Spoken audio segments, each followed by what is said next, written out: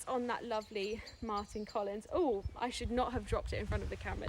Hello, this is Riding with Ree. Welcome back to my channel, or welcome if you are new here. I am sharing my experience of buying my first horse as an adult, and today I'm giving you the much requested updated yard tour of the beautiful yard where I keep Woody here in Surrey.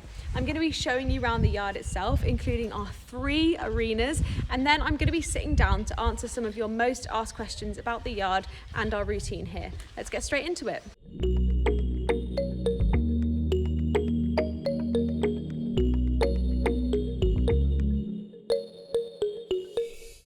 Now, before we jump into today's video, I want to take a quick moment to talk about rider nutrition. You might have seen in the press recently that a 5-star eventer had a fall on her horse. And when she spoke to the press about it, she was like, you know, the horse didn't do anything wrong. I just didn't have the reaction times that I should have. And she actually cited not having had a good enough breakfast. And she encouraged us all to think about ourselves as athletes. Now, I am all here for equestrians treating themselves as athletes. I think it is something that is long overdue. So when YFood reached out to me and asked me to try out their vanilla and cacao protein shakes, I of course said yes. I have had vegan protein as part of my diet for a long time now, years and years, but it's never been something I've thought to bring into my yard routine until now. So these have 26 vitamins and minerals that are going to keep you full for longer, which means you don't have to eat loads and loads when you're down at the yard. You can just chuck one of these in your bag. They have vegan and non-vegan versions of their protein shakes and bars, and they're made from 30% recycled plastic and are 100% recyclable, which I loved to see. They also have a 12-month shelf life, which means that you don't have to worry about trying to eat them all at once and wasting food. And that's something that I think is really important to YFood, is just being as sustainable as possible. The biggest pointer for me for equestrians is that you don't have to put them in the fridge. So if you're just going down to the yard, you can chuck these in your bag, or if you're going in a lorry somewhere and you don't have a fridge, you can just chuck them in your lorry. Obviously they taste great cool, but it's not a necessity, and I think if you're an equestrian that is a really important point. So if you want to try any of these, I've got the vanilla and cacao flavors here. I have a discount code for you. It is RE10. It is also in the description, and yeah, make sure you fuel yourselves. So first things first is the outdoor yard where I'm stood right now. I absolutely love these stables. I think they're such a beautiful color and they make for really nice pictures when I bring Woody out here. We also have this lovely little grooming station where I can stand and groom Woody, and it's one of my favorite spots in the summer to bring him out when I'm grooming.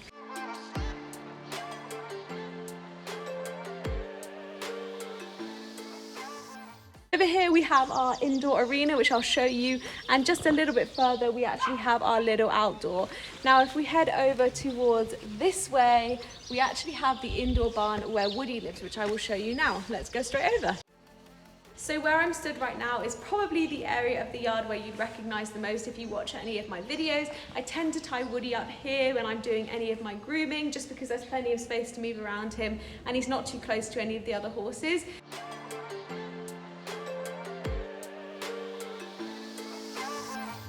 And then if we swing over to here, in the corner we actually have Woody's stable, and you might just be able to see him there. Woody has been going out at night and in during the day lately, so he's actually in the stable having a little rest. We did a big dressage clinic this morning, and then he had some physio, so he's certainly feeling very tired. Let's go and say hello and I'll show you my box and his stable. So here is Woody. As I said, he's been working pretty hard, so he's quite sleepy. This is Woody's box. He's obviously a little bit sleepy today. He's had the dressage and then the physio. He's got a big, lovely big box here. We have a feeder over here, which he has learned to swing round when he wants his food. His hay is here. He's got his salt lick just here, which he has definitely been utilising, which is really nice to see. I think he definitely had a salt deficiency, and as it's been hotter here, he's been using it more. And then over here we have the rugs. So this is where I keep all of the rugs that he's using at the time. So I tend to put his heavy rugs away in storage, but I keep the lighter ones on here. Occasionally they end up on the floor if he's accidentally pulled them down, or indeed on purpose, but in general they stay okay. So just behind me here we have our beautiful indoor arena. I had never had access to an indoor arena before I came to this yard, and it is incredibly useful. I feel so lucky to have this, not just on the days when it is absolutely tipping it down with rain, which happens a lot in the UK, but also for those days where you just need a little bit of quiet to get some proper work done. This space is just incredibly useful for that. So because it's enclosed, there's nothing that's going to jump out from the hedges or the outside world, and because it has mirrors, it's also very handy for correcting your form in the moment.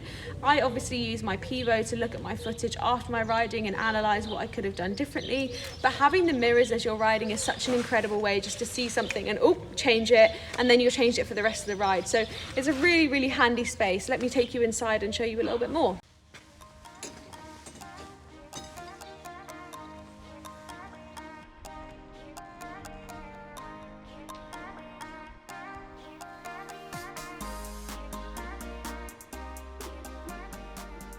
Here we are inside the indoor arena, and these are some of the mirrors that I mentioned to you. You also have them along the back here, along the back of the arena, and it's just that feeling of seeing yourself quickly and then being able to change something.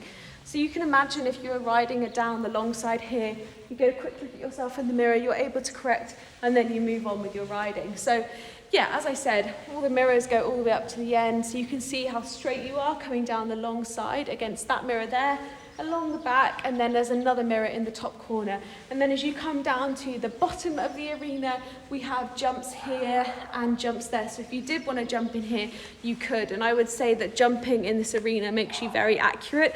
There is not a huge amount of space to play with, so you have to make sure that you are being super, super clear about your instructions to your horse of where you want to go and when you want to go there. The other thing that I love about this arena is the surface. So this is Martin Collins Active Track.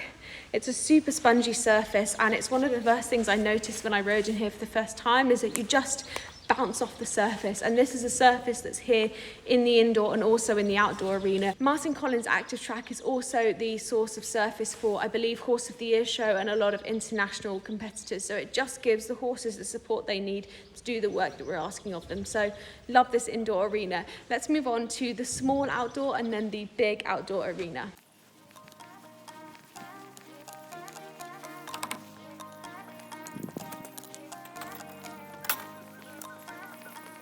So behind me you have one of my favourite places in the yard. This is a little picnic bench where I often film my Q&As, and where today I'll be answering some of your questions about the yard and the routine.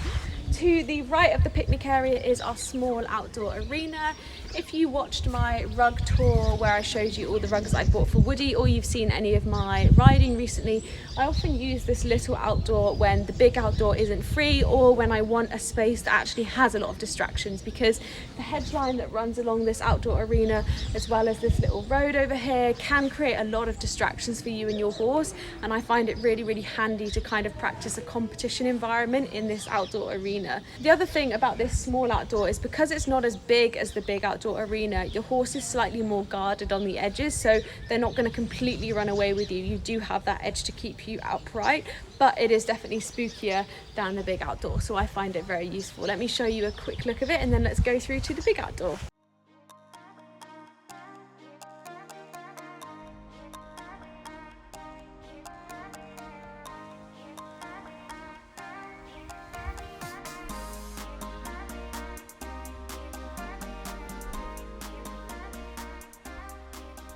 So here in the outdoor arena, I can show you, we've had quite a bit of rain recently, and you can see how this isn't a great arena in the winter, but in the summertime when it's a bit drier, it is a really useful space. And you can see just from me standing here how much narrower it is than the big outdoor that I'm going to show you.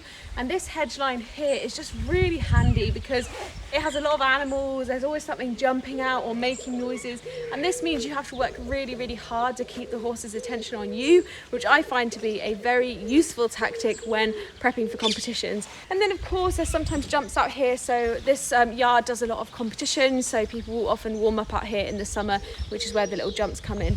Let me take you through to the big outdoor, which is just up there. You might be able to see a smidge of it in the background. Let's go.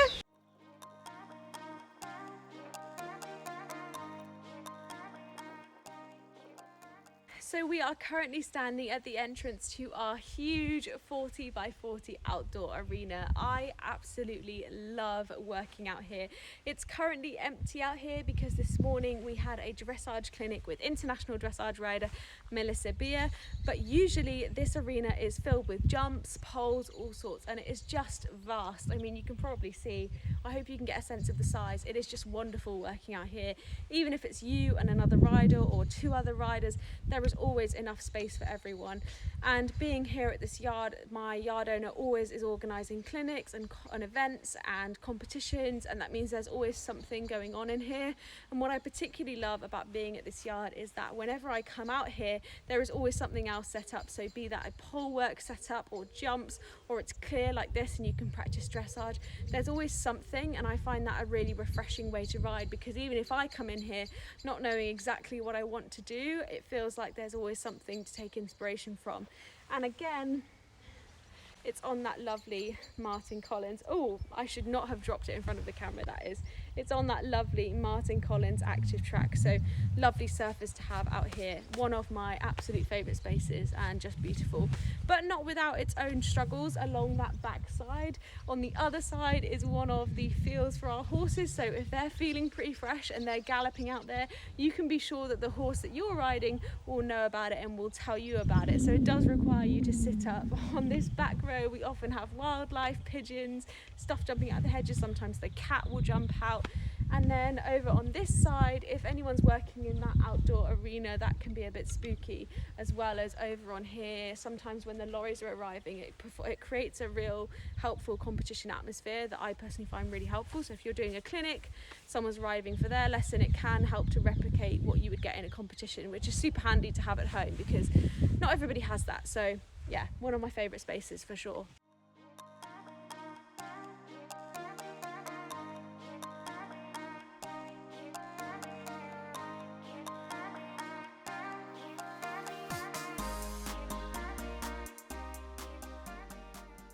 So we've just left our lovely big outdoor arena, and if we just swing round over here, we have our hay and straw barn. Obviously where I am with Woody is a full livery yard, which means we have an amazing team of people who look after our horses, but that is where they do a lot of that stuff. There is something very special that I would like to show you further down the yard in this amazing barn. So let's head down there and show you one of the real treats of being on this yard.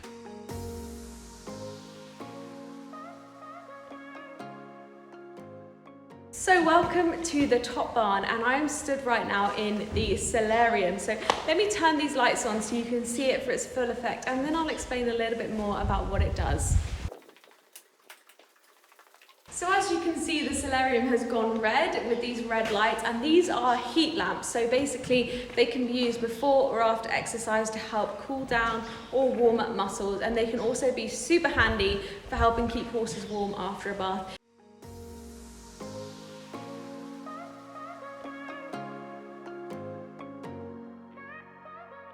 It is one of my favourite features of being on this yard. I often bring Woody in here if I'm trying to dry him off after a warm-up. You also have, stood behind me, the lovely Lyric, who you may have seen in a few of our videos now. This is one of Woody's best friends, and he lives here in this barn. Good boy. So that's the top barn. So this is the cabin. This is where in the winter we will sit and make hot drinks, or in the summer sit outside with a cold beer and watch our friends in the outdoor arena.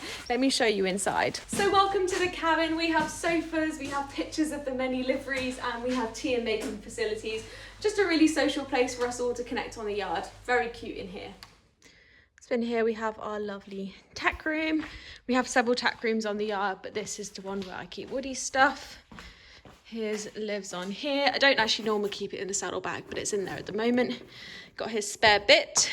We obviously changed it at the bitting clinic, and I just keep a heart on here because why not? And then we've got Woody's saddle over on this side. Keep my race safe hung up there, inside out, which is how they recommend you keep them. And then I don't actually have a saddle cover, which I should, but I do have stirrup covers, and I always keep a numbner on top just to keep the dust off. That's our tack room. And finally, behind me, we have all of our lovely grazing. There is so much more than I could possibly show you. We have loads and loads of fields here, and grazing is very important to everyone on the yard. Woody always goes out at least once a day, wherever possible, unless we're like away for a competition, and then I make up for it the next day.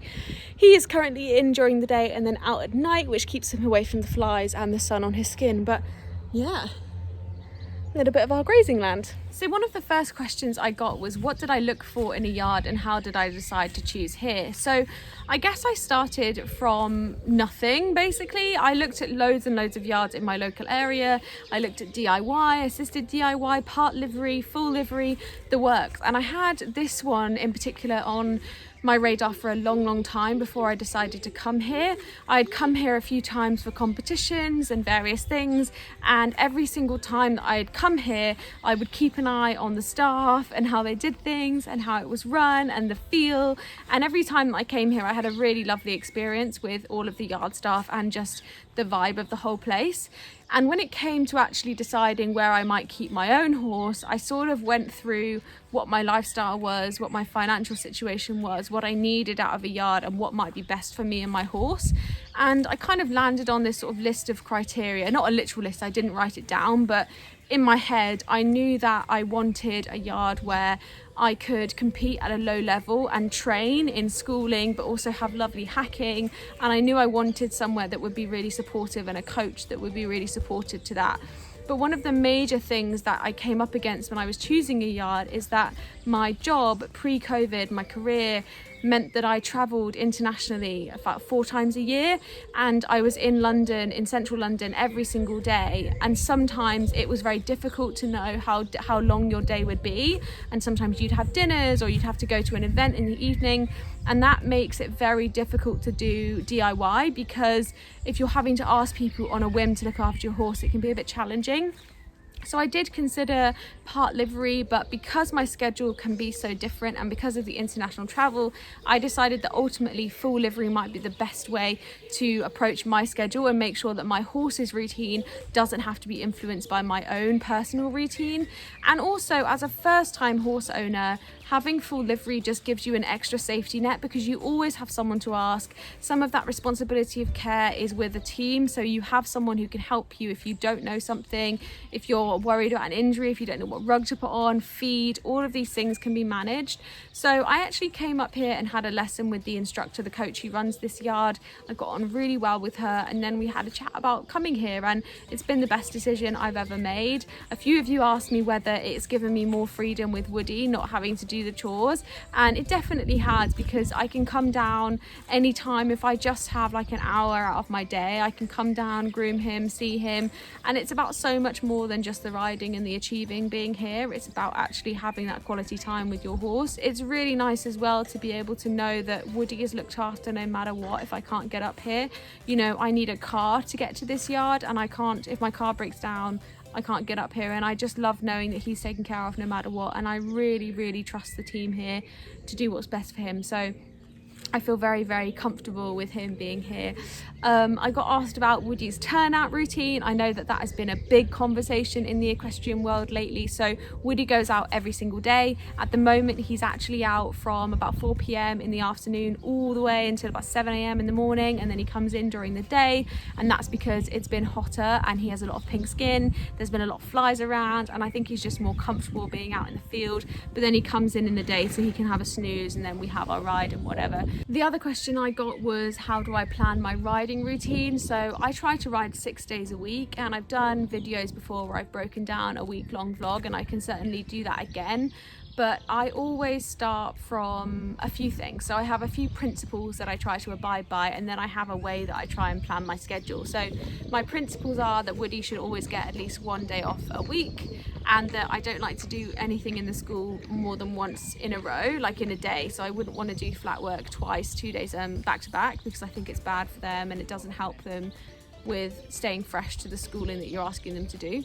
So I always start with those, and then when it comes to my schedule, I'll always block out the days that I know first and then go back and fill in the rest. So for example, I always have a lesson on a Friday, I know that, and I always know that Woody needs 1 day off. So if I have a competition, and a lesson, I'll put those in and then I'll work backwards. So if I have a lesson on a Friday, I might hack out on the Thursday, which means I'll probably want to school on the Tuesday, and then I'll look at my most busy days at work, and if it's like a Tuesday or a Monday, I'll say, okay, that can be Woody's day off. So I sort of plan it that way, but I try to have a balance of hacking by myself, with friends, slow hacking, fast hacking. I try to have a balance of jumping and dressage in the schooling, and then if I'm going to be schooling a lot, or I feel like he needs more strength work, I might add in some long lining and lunging as well.